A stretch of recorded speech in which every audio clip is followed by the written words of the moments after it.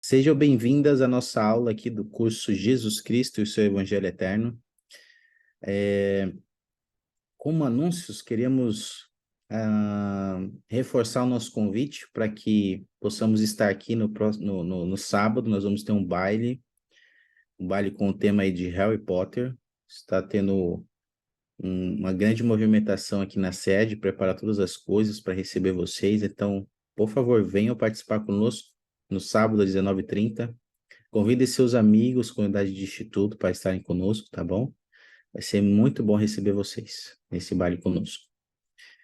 E para começar a nossa aula, Camila, poderia fazer a oração de abertura para a gente? Por favor? Sim. Tá bom. Nós gostaríamos de agradecer A expiação de Jesus Cristo. E na última aula a gente estudou sobre a sua ressurreição. E com base nisso, eu queria começar essa parte da aula com uma pergunta que eu gostaria que vocês me explicassem um assunto. Acredito que vocês devam saber. Deixa eu compartilhar uma tela aqui. Acho que vocês já estão vendo aí agora. Nós estamos vendo aí uma gravura com a morte e a outra com a ressurreição. A gente sabe que Jesus Cristo morreu e no terceiro dia ressuscitou. Mas a pergunta que eu quero fazer para vocês é: o que aconteceu com o Salvador Jesus Cristo nesse intervalo entre a sua morte e a sua ressurreição? A gente sabe que o corpo dele estava lá no sepulcro, mas o que vocês podem me dizer sobre o espírito dele? Onde estava o espírito?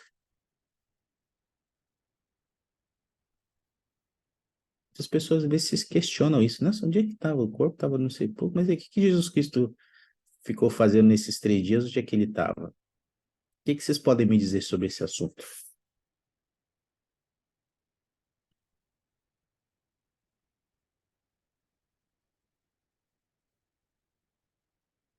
Um de cada vez, para não ter briga. Eita. Em Doutrina e Convênios, a gente aprende um pouco sobre esse período, né? E é uma das partes que eu mais gosto, de verdade. Desde que eu comecei a aprender, eu amo muito saber, né? É explicado que o Salvador Jesus Cristo, ele foi até o mundo espiritual, né? E que lá ele... Eu gosto de quando... Eu fico imaginando que as pessoas, elas ficaram muito felizes, né? Por ver o Salvador Jesus Cristo. Acho que tiveram a oportunidade de ver o Salvador Jesus Cristo. Sim. E de ter conhecido ele pessoalmente. E fala que lá ele designou, eu vou chamar de missionários, né? Ele designou pessoas para irem até aqueles que não haviam aceito o evangelho, nem recebido nem aceito o evangelho aqui, durante o seu período mortal, e que estavam em prisão espiritual, para que eles pudessem ensiná-los e ajudá-los a se arrepender, né? Enfim, futuramente ser batizados. E ele também ensinou aquelas pessoas que tiveram a oportunidade de vê-lo, que eram os considerados justos, né? Aqueles que realmente, durante o seu período mortal, de acordo com as condições que eles tinham, buscaram ser fiéis ao Senhor, né? De acordo com as condições que eu digo, porque em alguns períodos não tinha tempo, em outros períodos talvez eles não chegaram a conhecer um profeta, mas, enfim, o Senhor ensinou aquelas pessoas que estavam em um paraíso espiritual, digamos assim, porque haviam sido fiel durante sua vida mortal. E ele fez todo esse trabalho durante os 3 dias, né, para levar o evangelho àqueles que já haviam falecido. E depois ele voltou. É isso aí, Mary. Muito bom. A Mary já nos deu uma explanação excelente, né? E é interessante, a gente pode ver isso lá na seção que ela citou, lá na seção 138 de Doutrina e Convênios. Joseph F. Smith, ele tem essa visão do mundo espiritual, e lá ele, como a Marilyn falou, ele viu que nesse intervalo entre a morte e a ressurreição, Jesus Cristo, ele foi no mundo espiritual e ele organizou o trabalho missionário lá. dentre os espíritos dos justos, ele levantou líderes lá para organizarem um trabalho missionário, lá no mundo espiritual. E aí, lá no mundo espiritual, começou a ser anunciado o evangelho da fé, do arrependimento, do batismo, do dom do Espírito Santo, da mesma forma como é ensinado para nós aqui, com um propósito de preparar todas as pessoas para se encontrar com o Salvador, um dia, né, na sua segunda vinda. Uma coisa interessante lá ele não se dirigiu aos espíritos que não eram justos. Ele se dirigiu apenas aos justos. E dentre os justos, ele organizou suas forças para irem lá e ensinar o evangelho àqueles que precisavam, né? Que enquanto aqui nessa vida não haviam conhecido o evangelho ou haviam sido rebeldes, né? Muito bom, Marilyn. Alguém tem uma pergunta sobre isso? Ficou claro? Cássia, Camila, alguma pergunta ou dúvida sobre esse ponto? Tipo, na verdade eu não entendi muito, né? Que eu ainda não tinha estudado sobre essa parte, sobre esses 3 dias, né? Aí, mas eu entendi mais ou menos, mas não tudo. Então vamos lá. Vamos fazer uma coisa para a gente fortalecer o nosso conhecimento. Eu quero fazer uma atividade com vocês aqui. Deixa eu compartilhar aqui. Acho que vocês estão vendo a minha tela agora. Vamos fazer o seguinte. Aqui tem 3 situações, tá? Imagina que aqui tem 3 casos de pessoas que vão fazer uma pergunta para você sobre esse assunto. A primeira aqui, ó. Ouvi dizer que sua igreja ensina que as pessoas vão para o paraíso ou para uma prisão espiritual quando morrem. Isso é a mesma coisa que o céu e o inferno? Imagina que alguém pergunta para você, como é que você responderia isso? Ou que ela te pergunta assim, quando eu era criança, me disseram que as pessoas que morrem sem aceitar Jesus Cristo como seu Salvador estão perdidas para sempre e impedidas de ir para o céu. Isso é que a sua igreja ensina? O que você responderia? E por fim, há pouco tempo vi que sua igreja pratica algo chamado batismo pelos mortos. Para mim parece um pouco estranho. Do que se trata isso, afinal de contas? Então, olha só. Eu queria que todas vocês aqui, vocês escolhessem uma pergunta dessa para responder. Escolhe uma só. Não precisa responder as 3, mas escolhe uma. E aí eu queria que vocês pudessem abrir lá em Doutrina e Convênios, na seção 138, e estudasse esses versículos aqui. E com base no que você estudou, você vai elaborar uma resposta simples, clara e doutrinariamente correta para a pergunta que você escolher responder.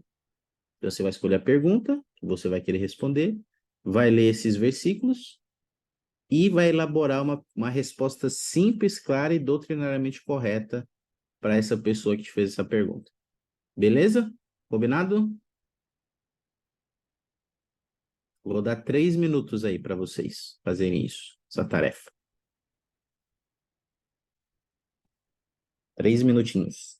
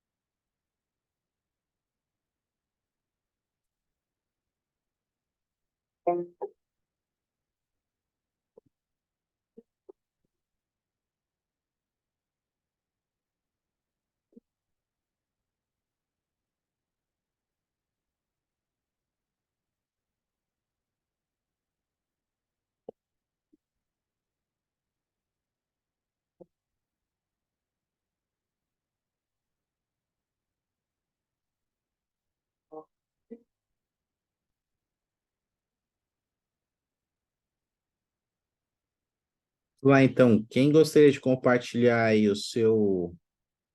a pergunta que você escolheu e como é que você responderia, né? Que resposta você daria para uma pessoa que te fizesse essa pergunta aí? Uma resposta simples, clara e doutrinariamente correta. Dona Camila, Cássia e Mary.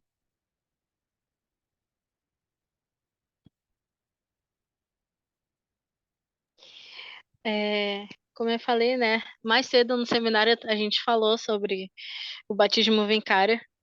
Incrível mesmo. Era tudo preparação para aula.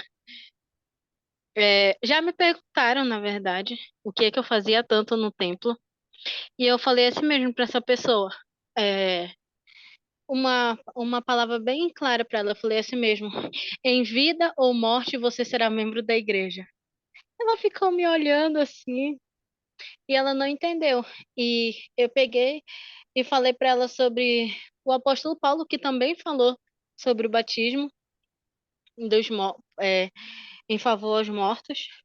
E eu abri exatamente também em Doutrinas e Convênios falando para ela sobre o batismo. E eu falei assim mesmo para ela, que mediante a tudo que pessoas fizeram em vida, nós merecemos uma segunda chance. E essa segunda chance é através de nós, que somos designados para aquelas pessoas. E através de nós ela conhecerá a verdade e ela terá uma oportunidade de também estar conosco num reino celestial. Então essa seria minha resposta bem ampla para essa pessoa, assim, sem prolongar nada. Muito bom, cara. Essa é boa resposta. Deu para entender melhor que você falou que você talvez não estava entendendo muito bem. Você entendeu melhor agora? Se é porque, tipo, eu encaixei o útil com o agradável aí. Juntou bacana. Pronto, agora. E é interessante que você falou, né? Porque todas as pessoas desse lado do véu ou do outro lado do véu, que estão no mundo espiritual, vão ter essa oportunidade de conhecer o Evangelho. Todas elas vão ter. Todas elas vão ter a oportunidade de escolher aceitar ou não o Evangelho do Salvador Jesus Cristo. Então, Senhor, para que tanto os vivos como os mortos possam ser julgados da mesma maneira. Todos têm os mesmos privilégios e oportunidades. E isso é grandioso, né? Essa dádiva do Pai Celestial, esse plano perfeito que ele fez para nós. Beleza. Sim, é bem Cássia? rapidinho, né? Bem interessante que, tipo, eu até falei mais cedo com meus irmãos, assim, na aula do seminário, falei assim mesmo para ele, em vida e morte vocês vão ser membro da igreja, mas eu prefiro em vida, né? Para que vocês possam caminhar junto comigo. Sim. Eles vão ter oportunidade, né? De escolher ser membro ou não, né? Da igreja, aqui nessa vida ou na outra. Que bom, seria bom se eles escolhessem, né? Ser membros da igreja, né? Aqui nessa vida. Mas é isso, obrigado. Olha só aqui uma questão importante que eu queria salientar com vocês. É sobre a expiação do Salvador, tá? Dentro desse contexto, né? Do trabalho de redenção dos mortos. Marilyn, pode ler para nós? Posso. Ele deu sua vida para expiar os pecados de toda a humanidade. Seu sacrifício foi uma grandiosa dádiva vicária em favor de todos os que viveriam sobre a face da terra. Ok. Olha só, então ele fala, no Cristo vivo, fala que a expiação do Salvador, o sacrifício, foi uma dádiva vicária. Você sabe o que significa isso, Marilyn? Uma dádiva vicária? Marilyn, Cássia e Camila. O que que é uma dádiva vicária? Basicamente, esse termo basicamente descreve o fato de o sacrifício expiatório deles ter sido um presente para a gente, né? Que por É. causa da morte dele e ele ter quebrado as ligaduras da morte, ter ressuscitado, nós temos como um presente a oportunidade de nos arrepender, exercer a fé e viver o evangelho, né? Então, por isso, uma dádiva vicária, dádiva por ser um presente e vicária porque exigiu a morte dele, né? Mesmo por um período pequeno, mas ele precisou morrer. Por nós, né? Ele precisou para nos dar essa dádiva da vida eterna. É isso aí, Marilyn. Obrigado por compartilhar. Essa palavra vicária, ela também tem um significado interessante. Toda vez que a gente ouve falar sobre essa palavra, ela significa agir em favor de ou no lugar de outra pessoa. Agir em favor ou no lugar de outra pessoa. Então, quando Jesus Cristo realizou a expiação, ele fez algo por nós que nós não conseguiríamos fazer por nós mesmos. Ele pagou o preço no nosso lugar, né, dos nossos pecados. Ele sofreu e sangrou por todos os poros, e ele fez algo que a gente não conseguiria fazer por nós mesmos. Por isso que também é uma dádiva vicária. Marilyn? Sabe quando você aprende algo novo e dá um plim no teu cérebro? Sim. Interessante, porque eu nunca tinha visto dessa maneira. Enfim, não a expiação em si, mas nunca tinha conciliado a expiação com o que a gente faz no templo. Porque no templo a gente só faz a ordenança própria, né? Uma vez. Não tem como fazer a Sim, ordenança própria várias vezes. Mas todo o serviço que tu faz no templo durante, enfim, o mês, a semana, enfim, é em favor de alguém, né? Não é por ti, não é em teu favor, não é você que vai receber aquela ordenança, mas você está fazendo lugar a favor de alguém que não pode fazer por ela mesma, né? Você está basicamente tendo por outras pessoas um amor, tentando, né? Sentir o amor que o Salvador Jesus Cristo sentiu por nós quando ele fez isso por nós, né? É interessante porque a minha visão sobre as ordenanças do tempo, ela se torna muito melhor agora, né? Se torna ainda mais, não sei, eu vou olhar de uma maneira diferente. Eu, legal. obrigada. Eu que agradeço. Esse plim foi legal, hein? E é isso, né? Lá no templo, o presidente Nelson, ele vai falar, tem uma citação, Merlin, que vai falar, o presidente Nelson, ele vai falar exatamente o que você falou.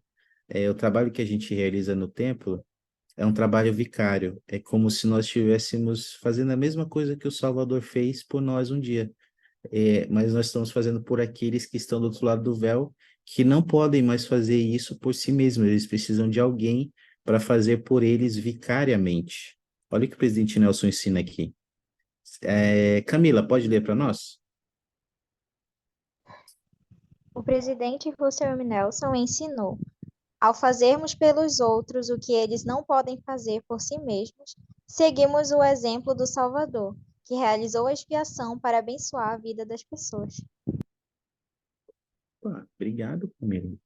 Pegando com base nesse entendimento que nós reforçamos agora a respeito da expiação e do trabalho do templo, eu queria perguntar como é que esse trabalho nosso envolvimento no trabalho do templo e da história da família pode fortalecer nosso testemunho sobre a expiação de Jesus Cristo, na opinião de vocês.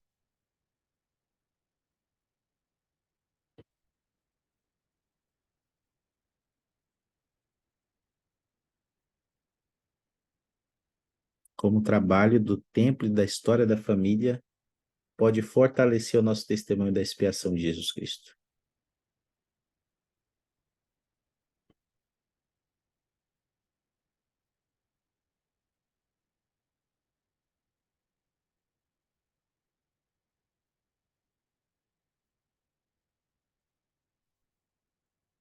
Como o trabalho que vocês têm feito de tempo e história da família tenha fortalecido o seu testemunho na expiação de Jesus Cristo.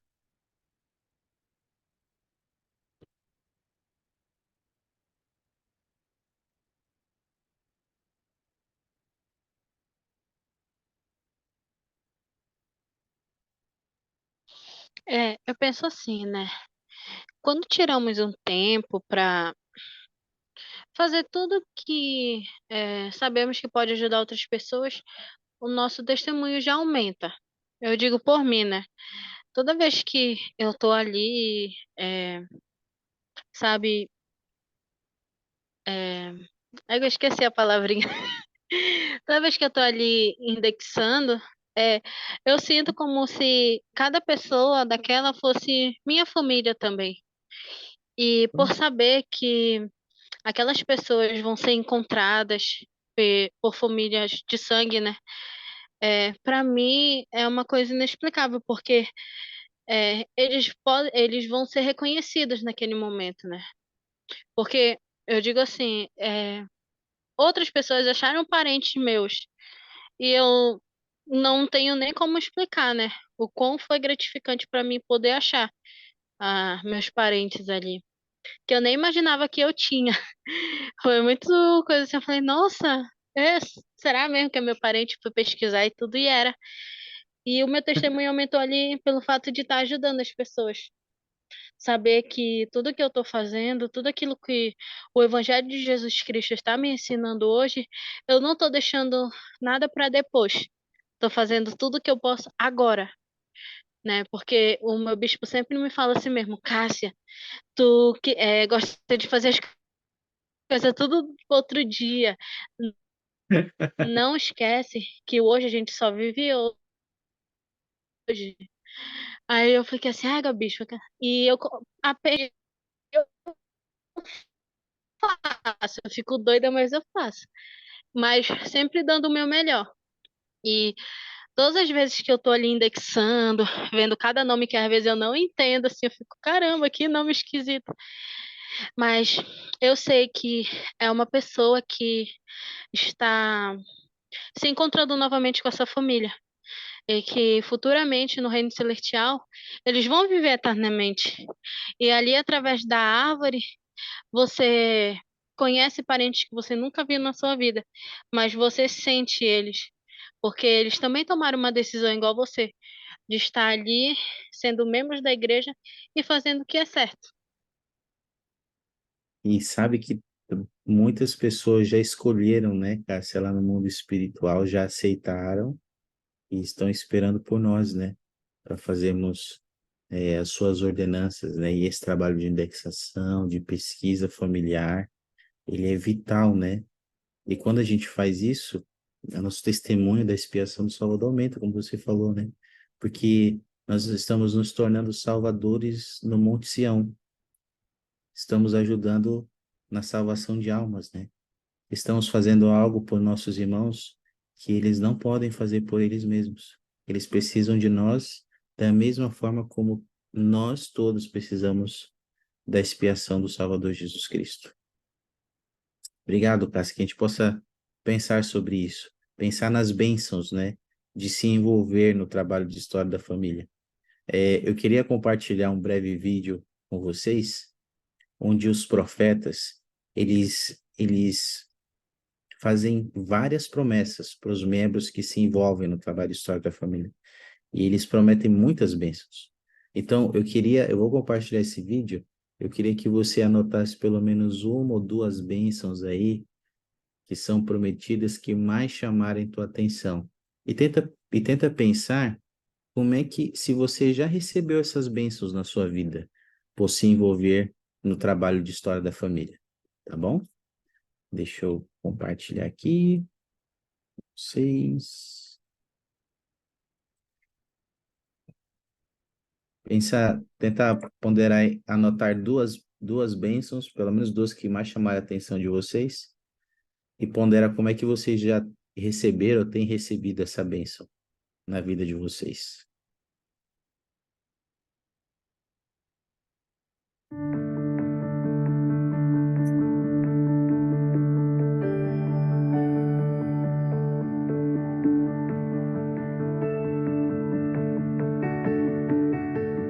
Embora o trabalho do templo e de história da família tenha a capacidade de abençoar aqueles além do véu, ele tem um poder equivalente para abençoar os vivos. Tem uma influência aprimoradora sobre os que estão engajados nele. É assim que você e eu nos tornamos salvadores no Monte Sião. Há uma alegria e uma satisfação que somente são compreendidas por meio de sentimentos espirituais. Estamos ligados a eles para sempre. Como apóstolo do Senhor Jesus Cristo, deixo minha bênção sobre vocês com a promessa de que, se olharem além dos limites do tempo e da mortalidade e ajudarem aqueles que não podem ajudar a si mesmos, vocês serão abençoados com mais união e alegria em sua família e com a divina proteção concedida àqueles que o servem fielmente. Ao atenderem com fé a esse convite, seu coração se voltará aos pais. As promessas feitas a Abraão, Isaque e Jacó serão plantadas em seu coração. Sua bênção patriarcal, com sua declaração de linhagem, vai ligá-los a esses pais e será mais significativa para vocês. Seu amor e gratidão por seus antepassados vão aumentar. Seu testemunho do Salvador e sua conversão se tornarão mais profundos e duradouros. Vocês encontrarão não apenas proteção contra as tentações e males deste mundo, mas também encontrarão poder pessoal. O poder de mudar, o poder de arrepender-se, o poder de aprender, o poder de ser santificado e o poder de voltar o coração de sua família e curar o que precisa de cura. Seu conhecimento e sua fé no Salvador aumentarão. E você receberá um testemunho mais seguro de que a vida continua além do véu. Eu sei que a vida continua além do véu. Eu sei disso. Invoco uma bênção especial sobre vocês, pais, jovens e crianças, para que cada um de vocês encontre alegria e seja abençoado em cada aspecto de sua vida, ao cumprirem com a obrigação que lhes foi enviada dos céus. E prometo-lhes que serão protegidos da crescente influência do adversário. Ao participarem desse trabalho sagrado e o amarem, serão protegidos em sua juventude e por toda a vida.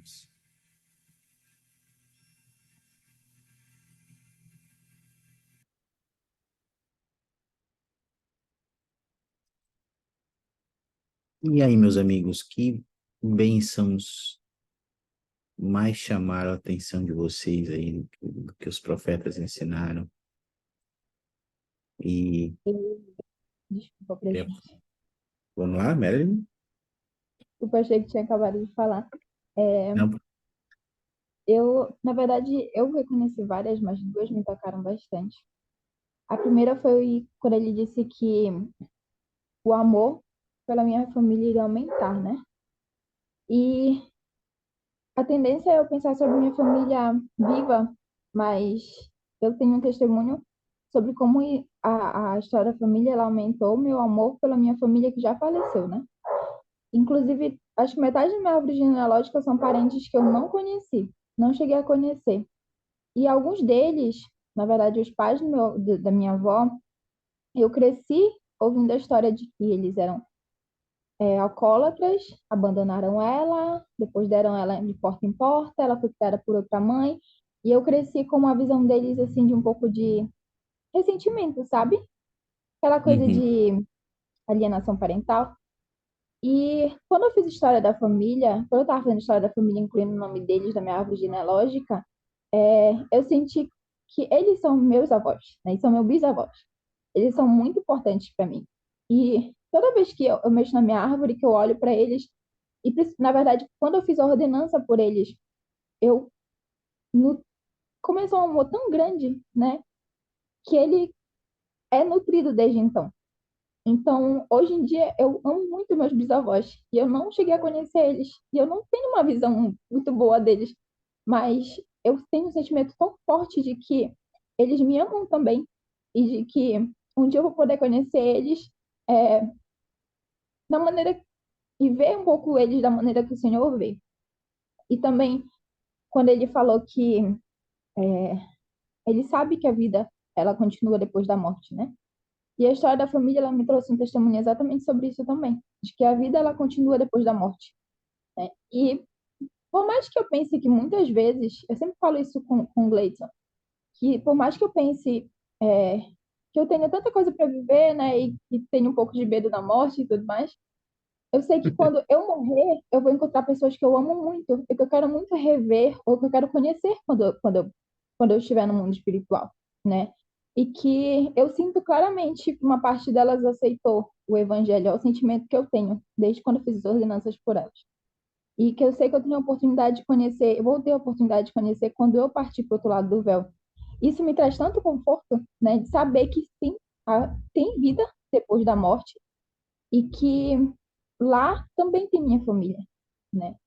E, enfim, a história da família ela trouxe muitas coisas boas para minha vida, mas principalmente ela aumentou o amor pela minha família, ela me trouxe testemunho muito claro de que a vida continua depois da morte e que a morte ela não é o fim, né? Que ela não é algo ruim. Na verdade, ela pode ser muito bom, sim. E por eu poder conhecer pessoas da minha família que eu ainda não conheci e poder rever pessoas que eu amo muito. Poxa, Mary, que testemunho, hein? Eu queria te. Eu fiquei ouvindo aqui, eu fiquei até lembrando da minha família, né? Quando você estava falando, e esse trabalho ele realmente une, né? Nossos corações, né? É um trabalho que entrelaça nossos corações. Eu queria te perguntar, Mary, ao você ponderar nessas bênçãos e ver como esse trabalho pôde te abençoar, eu queria te perguntar como é que, ao lembrar dessas bênçãos, dessas experiências com seus ancestrais, o que que isso te ensina sobre o amor e a misericórdia do Salvador Jesus Cristo?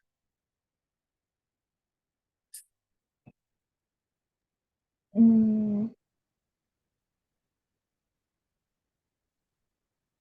acho que uma das coisas que eu estava pensando, né, quando eu ponderei sobre isso, foi como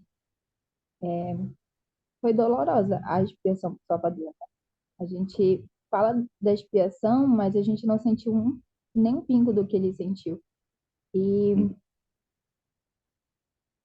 com certeza não foi fácil para ele, mas por causa da expiação dele, que foi um ato imenso de amor, as ligaduras da morte elas puderam ser quebradas, né, rompidas, e nós não estamos mais ligados a uma eterna miséria, a um eterno estado de morte e condenados. Então, isso me demonstra o amor dele, porque por causa da expiação dele, por causa das dores que ele sentiu, de tudo que ele cumpriu, né, sobre as exigências da justiça, eu posso ter minha família para sempre, né? Eu posso poder rever pessoas que eu amo. Eu posso saber que, apesar do sofrimento da morte, porque a gente fica um tempo sem poder ver aquela pessoa que a gente ama tanto, eu ainda assim vou poder vê-los novamente, né? E se eu for fiel, se eu fizer realmente as coisas que o Senhor exige de mim, eu vou poder não somente vê-los, mas poder viver com eles. Então, se não fosse pela expiação do Salvador, nada disso poderia acontecer. Na verdade, nem batismo vicário teria, nem ordenanças vicárias teria, não teria tempo. E é muito doloroso para mim pensar sobre isso. Não doloroso ruim, mas só eu sei o quanto dói a saudade de muitas dessas pessoas. Mas é aquela coisa de eu posso sentir o amor do Salvador por saber que tudo isso só é possível por causa da expiação dele, né? por causa da maior demonstração de amor que ele poderia ter me dado. Então, a história da família, ela me dá esse testemunho muito forte, né? E que ali não é só falado, não é só dito, mas ele é sentido. E eu sei dessas coisas. Obrigado, Merlin. Obrigado pelo seu testemunho. Eu sei que por causa dele também, Merlin, todos nós podemos viver em famílias para toda a eternidade. E por causa dele, como você falou, nós podemos um dia rever nossos entes queridos. Por causa dele, as ligaduras da morte foram vencidas.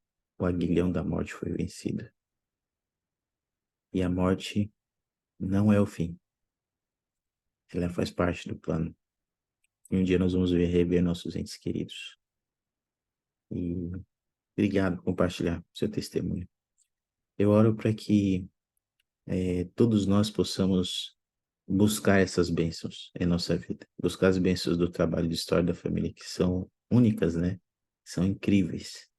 E possamos vivenciar isso em nossa vida. O presidente Nelson, em 2017, ele fez um convite para nós sobre isso. Eu queria compartilhar aqui com vocês. Cris, poderia ler para nós, por favor? Posso sim. Peraí, filho. Incentivo vocês a ponderar em espírito. Filha, rapidinho, meu amor. Mãe tá lendo, vem aqui. Incentivo vocês a ponderar em espírito de oração que tipo de sacrifício, de preferência.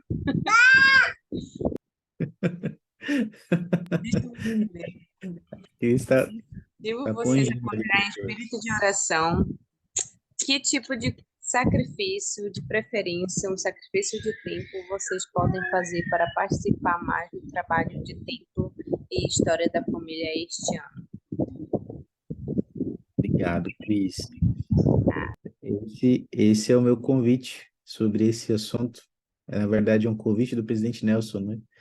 Que nós possamos ponderar que tipo de sacrifícios, e de preferência um sacrifício de tempo, e esse às vezes não pode ser um dos sacrifícios mais difíceis de nós fazermos, mas tipo de sacrifício de tempo eu posso fazer para participar mais do trabalho de história da família, ainda esse ano.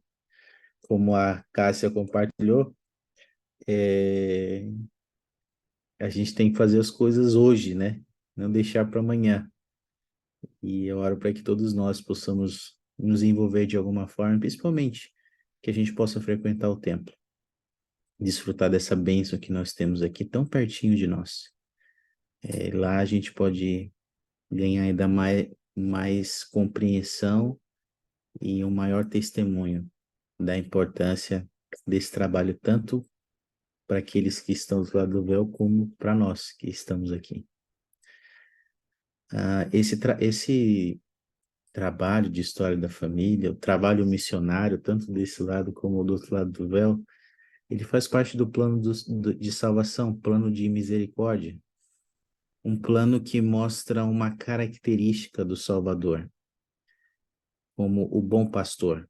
E nós fazemos parte de seu redil. Tanto os que estão aqui desse lado do véu, como os que estão do outro lado do véu, são ovelhas do Senhor. E Ele é o pastor. E Ele vai atrás das suas ovelhas. Ele vai em busca das suas ovelhas. Tanto as que estão vivas, como aquelas que já partiram. E ponderando sobre isso, sobre essa nossa bênção de sermos ovelhas e a importância de nós nos sentirmos parte do aprisco, eu queria compartilhar aqui com vocês uma pequena atividade, falando de Jesus Cristo como nosso bom pastor. Tem essa imagem aqui e tem essa frase: o bom pastor e 3 pontinhos. Eu vou compartilhar algumas escrituras aqui no chat, e eu queria que nós pudéssemos ler, e depois eu perguntar para vocês como é que vocês completariam essa frase, tá bom? Uma está lá em João e outra em Salmos. Estou colocando aqui no chat agora. Deixa eu ver aqui. Camila, você poderia ler a de João e a Cássia a escritura de Salmos? Está aí no chat.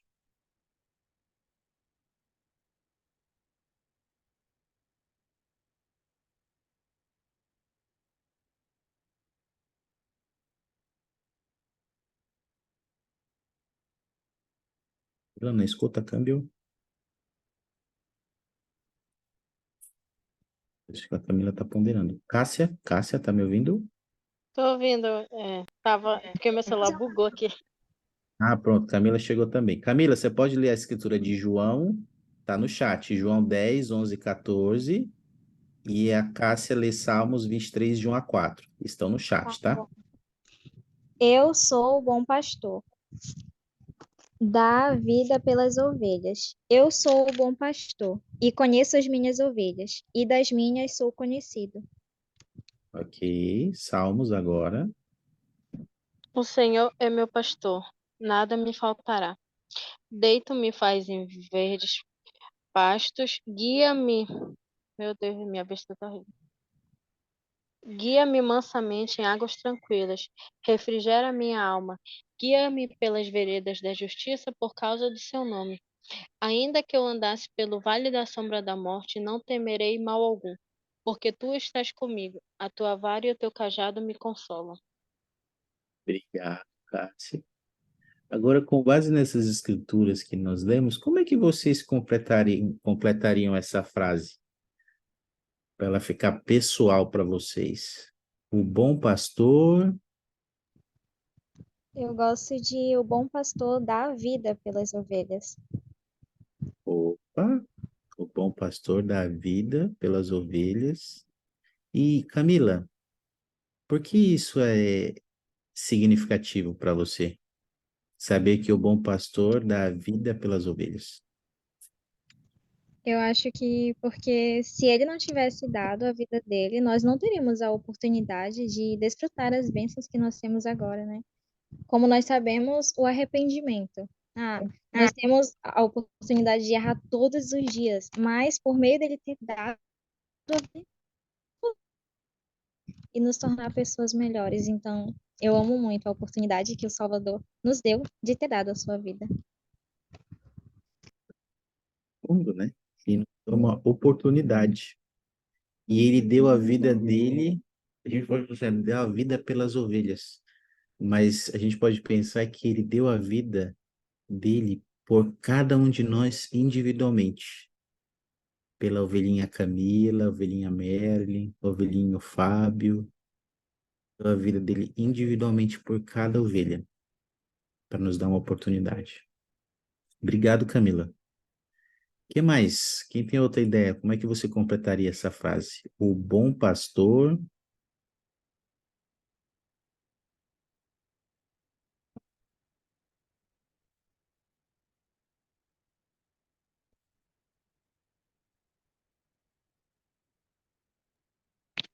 Como você falou, né? É uma palavra para mim pessoal. Então eu botaria o bom pastor, o meu suficiente. Porque todas as áreas que eu achava que eu poderia ser destruídas por ela, na verdade eu fui reconectada. E quando eu olho para a expiação de Jesus Cristo e vejo tudo que ele fez por mim, eu penso e analiso que ele já é o suficiente. Basta ele, sabe, cada dia mais me mostrando o caminho, me mostrando os convênios que eu preciso, sabe? Para mim já é tudo. Foi como eu falei para minha mãe hoje mais cedo. Eu falei, mãe, não importa se a minha vida tá de cabeça para baixo, não importa se o meu trabalho tá dando errado, mas o que importa é que o Salvador, ele já é o suficiente na minha vida, o Pai Celestial. E só vai acontecer aquilo que eles querem. Eu apresentei algo e eles estão me dando a minha resposta. Então, isso significa que eu devo prosseguir ao caminho que eu estou andando. Então, com certeza seria o meu pastor bem suficiente, porque em meio a tantas dificuldades, aflições, ele está ali em todos os momentos. Ele não nos abandona. Nós, às vezes, abandonamos, deixamos de lado e tudo, mas ele não. Ele sempre continua do nosso lado, segurando na nossa mão. E mesmo que nós venhamos falhar, ele está ali, com seu amor misericordioso sobre as nossas vidas, porque ele sabe que nós temos um propósito, e esse propósito precisa ser cumprido nessa terra. Poxa, gostei muito, Cássia. Obrigado. O bom pastor me é suficiente, né? E por causa disso, eu fiquei pensando aqui no nos Salmos ali, né? Por ele ser o nosso pastor, nada vai nos faltar. A gente não precisa temer nada, porque ele está conosco, né?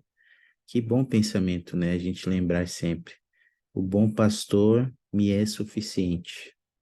E sabe, Cássia, você falou uma coisa importante, uma característica do bom pastor, porque e de fato ele, como lemos em Salmo, ele não nos desampara, ele não nos abandona. Às vezes, nós abandonamos o bom pastor.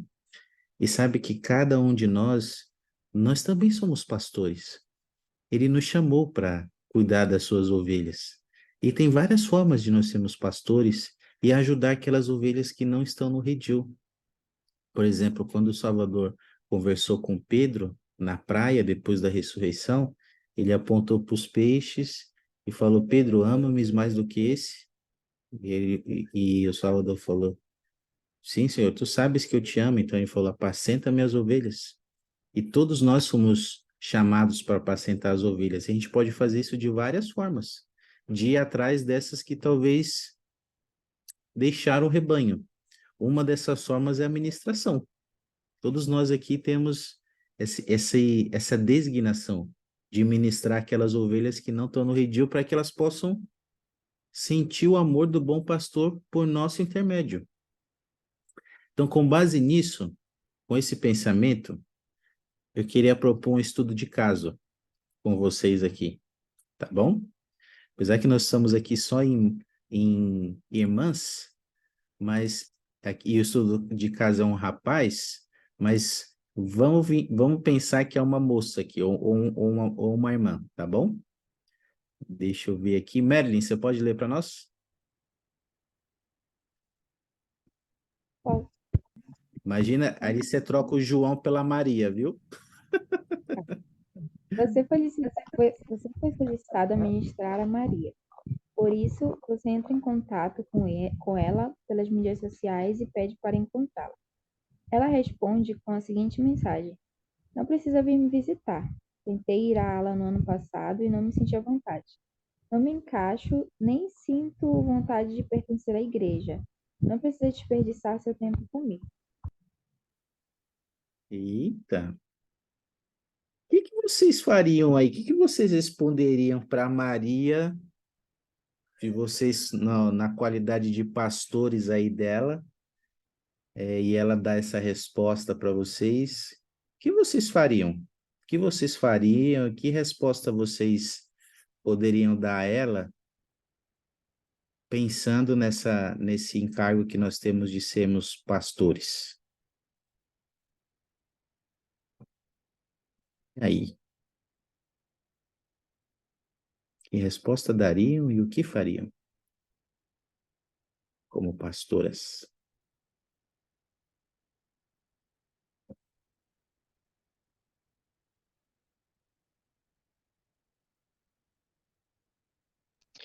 Acho que assim, é, na verdade eu passei por essa situação, né? Faz, eu acho, Hum, uns 2 meses, e eu ainda não consegui, sabe? Tem uma moça daqui da ala que ela se afastou muito devido aos pais dela terem abandonado ela com os avós. uhum. E eu peguei, tentei entrar em contato, mandei mensagem, tudo, e ela nunca me respondia. Nunca, nunca mesmo. Ela visualizava minhas mensagens na hora, mas ela não me respondia. E eu já tava ficando assim, caramba, o que que eu posso fazer? Cheguei com a minha primeira conselheira e falei, a gente vai descobrir onde é a casa dela. E o endereço que tava lá não era mais a casa dela. Ela tava morando em Coraci. E por uma pessoa em comum eu descobri onde era a casa dela. Peguei, fui lá, faz umas 2 semanas, fui lá, conversei com ela, consegui ministrar um pouco a vida dela, mas vem sido algo difícil, né? Porque devido a ser uma moça, né, que passou por um trauma grande com os pais, fica um pouco mais difícil para ela confiar em alguém de novo. Foi como ela me falou assim: eu não confio em ti, porque eu não te conheço. Aí eu olhei assim pra cara dela, né? Eu fiquei um pouco assustada na hora. Mas depois eu falei assim mesmo: não, eu sei que você não confia em mim, mas você está nas minhas orações. E eu creio que vai chegar um momento a qual que a gente vai se unir. Não sei se agora, não sei se depois, mas você vai continuar nas minhas orações. E toda vez que der, eu venho aqui. Foi como eu falei para minha conselheira, eu falei assim mesmo, é, porque pra gente fica um pouco difícil ir para Encoraci, né, e voltar para ver ela. Mas foi como eu falei para ela, minha linda, se você puder olhar minhas mensagens, se puder me responder, eu lhe agradeço muito. Mas mesmo depois dessa visita, ela não respondeu minhas mensagens. E eu fiz o quê? Liguei. Ligava e ela atendia. E é como eu consigo falar com ela hoje, né? Ministrando a vida dela, é, falando sobre o amor, né? Sobre o propósito que nós temos nessa terra. E aos poucos eu venho visto ela quebrando, amansando um pouquinho, sendo menos ignorante, menos rude e sendo a pessoa que realmente ela é, que é uma pessoa muito boa, inteligente, legal, porque eu escutei pela antiga presidência dela, né? Porque eu não cheguei a conhecer. Mas a gente está na luta, né? Eu agi dessa forma, né? Apresento ela muito em minhas orações e falo pro Pai Celestial me dar uma inspiração para conversar com ela, para mim não falar a ela uma palavra errada, para que ela possa se afastar de mim. Sabe, Cássia, a gente pode tirar várias lições aí dessa sua experiência, né? Você está vivenciando isso de fato, né? E obrigado por compartilhar. Eu fiquei pensando em algumas coisas quando você falou. Esse final, quando você disse que está orando para buscar inspiração, eu queria prestar um testemunho que antes dessa jovem ser a sua ovelha, que você está responsável por ministrar, muito antes de ela se tornar sua ovelha, ela é, ela é uma ovelha do Salvador Jesus Cristo. E ele conhece ela pelo nome. E eu sei que se você buscar a inspiração do Senhor, ele vai saber ele vai saber como você pode alcançar essa ovelha. Ele pode te ensinar isso, porque ele conhece a ovelha. E você está buscando inspiração do pastor. E outra coisa que a gente precisa lembrar é que ministrar às vezes não é fácil. Nem sempre as ovelhinhas vão ser tão simples de cuidar, de trazer de volta. Afinal de contas, não foi fácil para o Salvador. Ele deu a vida por nós. Nós todos não fomos um dia ovelhinhas fáceis para ele. E talvez até hoje não sejamos ainda. Mas ele não desiste de nós. E às vezes ministrar vai ser difícil mesmo. Mas que a gente possa desenvolver esse coração de pastor e seguir o exemplo do Salvador Jesus Cristo, mesmo quando for difícil às vezes. Como você falou, né? Quando a gente desenvolve o coração de pastor, a gente liga, a gente visita, a gente busca andar a segunda milha, né? E busca essa inspiração do Senhor. E é uma realidade a situação dessa moça. Tem muitos membros ainda que estão fora do redil ou que sentem que não se encaixam na igreja. Mas lembra que você tem um lugar aqui, você é importante. Você é uma ovelha do redil. E todos nós aqui precisamos ajudar as pessoas a se sentir isso na igreja, sentir parte. Tá bom? Alguém gostaria de fazer algum comentário, compartilhar algum pensamento ou sentimento sobre isso?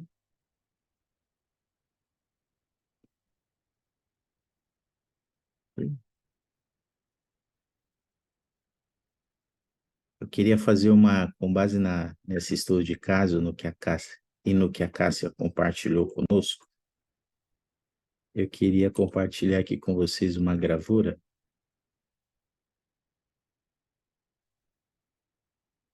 Eu queria que você olhasse para essa gravura agora e eu queria que você ponderasse quando foi que na sua vida você se sentiu como uma ovelha perdida e quando foi que você sentiu o bom pastor ir atrás de você e te trazer de volta para o redil. Tenta pensar numa ocasião que isso aconteceu na sua vida. De alguma forma você se sentiu uma ovelhinha perdida e foi que o Salvador foi atrás de você e te trouxe de volta para o redil. Foi muito pessoal e alguém quiser compartilhar sua experiência. Eu gostaria muito de compartilhar. Pois não, vamos lá, Camila. Quando eu estava na minha adolescência, foi um momento muito difícil para mim na igreja, né? Porque eu sempre via que todo mundo tinha seus amigos e ninguém quase falava comigo, sabe? Eu ficava muito sozinha.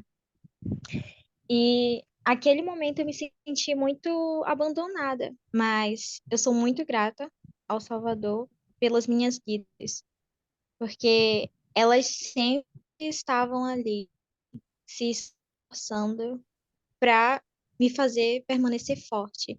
E eu senti muito grande quando o meu pai, ele é muito tímido, mas ele compartilhou o testemunho dele uma vez na Sacramental, que ele queria muito que eu voltasse para ficar mais firme. E naquele momento eu pude sentir o amor do Salvador muito forte, tipo dizendo para mim, Camila, você precisa ficar firme. Aqui é o seu lugar.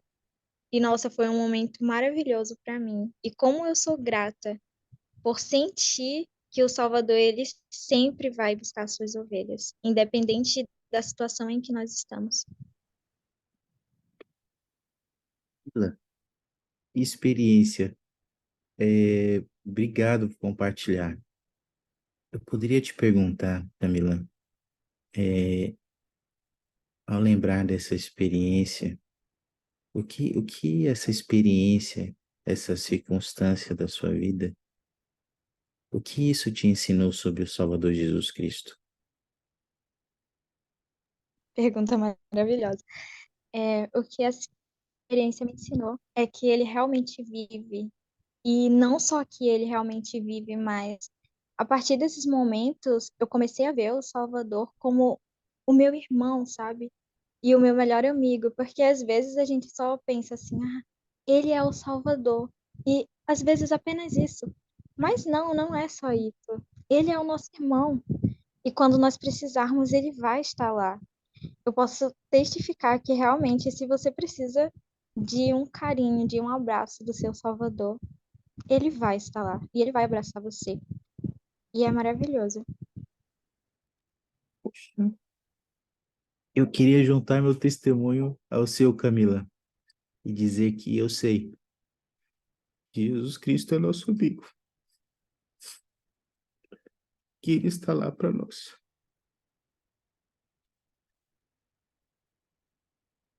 E Ele não é apenas nosso Salvador, Ele é nosso amigo, Ele é nosso bom pastor. Por mais que às vezes a gente seja ovelhinhas rebeldes e se afastemos um pouco, Ele sempre vai atrás de nós, vai nos buscar. E às vezes Ele vai fazer isso por meio de outras pessoas, né, Camila? Como foi seus líderes das moças, como foi com seu pai. Ele vai usar alguém vai ir atrás de nós. Por quê? Porque Ele é nosso amigo. Ele não nos abandona. Eu queria dizer que eu sei que isso é verdade. Eu queria convidar todos nós a lembrar disso. Se hoje ou amanhã nós nos sentimos fora do redil ou que nos perdemos, que possamos lembrar que Jesus Cristo é nosso amigo, que Ele nos conhece, Ele é o bom pastor e que Ele vai atrás das suas ovelhas, que somos nós. Eu queria que nós pudéssemos lembrar e ponderar: será que tem alguém na minha ala, alguém que eu conheço, algum amigo, algum familiar, que de alguma forma está se sentindo perdido assim, fora do redil? O que eu posso fazer para ajudar a trazer essa pessoa de volta para o redil? Lembre que o Senhor conta conosco. Nós somos pastores agora em Israel. Ele conta conosco. Pastores não só desse lado do véu, mas do outro lado do véu. E eu sou muito grato por isso. Eu sei que Cristo vive, que essa é a sua igreja, que Ele é o bom pastor, Ele é um magnífico pastor, Ele é um maravilhoso pastor, Ele é o perfeito pastor, pastor da nossa alma. Ele cuida de nós. Que nós possamos ser suas ovelhas, porque as ovelhas conhecem a voz do bom pastor e o segue. Eu testifico disso e obrigado por vocês estarem aqui, por tudo que vocês têm feito de bom, pela participação de vocês. Em nome de Jesus Cristo, amém.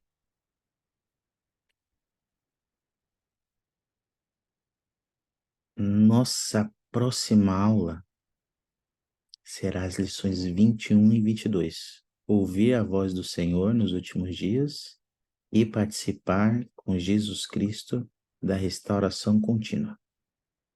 Bom, lições 21 e 22.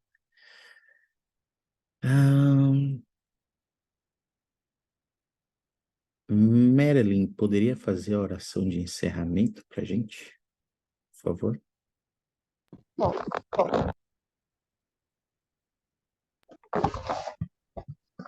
Amém. Amém. Amém. Obrigado, Marilyn, Camila, Cássia e Cris, pela presença, hein? Pela participação. Tá bom, obrigada. Boa noite. Até quinta que Boa vem. noite. Tchau, tchau. Obrigado.